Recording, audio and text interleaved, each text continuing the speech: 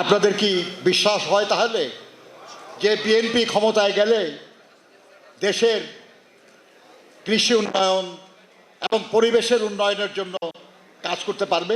শহীদ জিয়া আল্লাহর অসীম মেহরবানি যা তার সঙ্গে কাজ করার সৌভাগ্য আমার হয়েছে। উনি যে কমিটির চেয়ারম্যান, সেই কমিটিতে আমি লেবার সেক্রেটারি ছিলাম। উনি একদিন কথা বলছিলেন যে জানেন এই বাংলাদেশে যত ক্ষেত আছে, কৃষি ক্ষেত, এই ক্ষেতের যে আইল আছে, যদি আইলগুলি তুলে দেওয়া হয় তাহলে যে পরিমাণ ভূমি বেঁচে যাবে, একটা জেলায় যে পরিমাণ জমি থাকে ওই পরিমাণ জমি আমাদের দেশের ক্ষেতের আইল দিয়ে রাখা হয়েছে। যদি আইলগুলি তুলে দেওয়া যেত তাহলে একটা জেলায় যে পরিমাণ ফসল উৎপাদন হয় ওই পরিমাণ অতিরিক্ত ফসল আমরা উৎপাদন করতে পারতাম। কিন্তু উনি বললেন আর কি, এটা আইডিয়াটা ভালো, কিন্তু জনগণকে সম্মত না করে আমরা এই কর্মসূচি বাস্তবায়ন করতে পারবো না।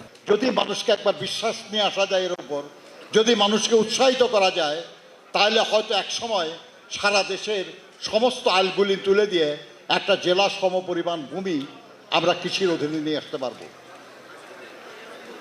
উনি বলতেন যে দেশের যত রেল লাইন আছে, যত মহাসড়ক আছে, তার দুই পাশে যে পরিমাণ জমি, সরকারের জমি মানুষ দখল করে ভোগ করতেছে, এগুলো যদি সরকার আবার নিতে পারে আর ছোট ছোট খণ্ড করে যদি গরিব মানুষকে দেওয়া যায়, তারা সেখানে ফুল ফল এর আবাদ করবে, কিংবা সেখানে যদি নিচু হয় সেখানে হাঁস মুরগির আবাদ করবে, কিংবা মাছের চাষ করবে, কিংবা হোক পেঁপে গাছ বুনবে, কলা গাছ বুনবে, তাহলে উপকার করা যায়। আপনারা ভাবুন যে বিএনপি এরকম স্বপ্ন দেখে, সেই বিএনপিকে আপনারা দেশ পরিচালনার দায়িত্ব দেবেন কিনা, নাকি এমন কাউকে দেবেন যাদের এমন কোনো কিছুর ইতিহাস নাই, যারা শুধু বলে কিন্তু করে নাই কিছু।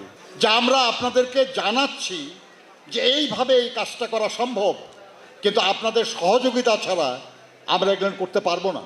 আমরা আপনাদেরকে ডাকি, আপনাদের সঙ্গে কথা বলি, আপনাদের সামনে নিজেদেরকে উপস্থাপন করি, আপনারা যে কোনো সমালোচনা করলে আমরা তার জবাব দেই, এই উদ্দেশ্যে যে আপনারা আগামী দিনের যে কর্মকাণ্ড, সেই কর্মকাণ্ডে আপনারা সম্পৃক্ত হবেন, আপনারা সহযোগিতা করবেন।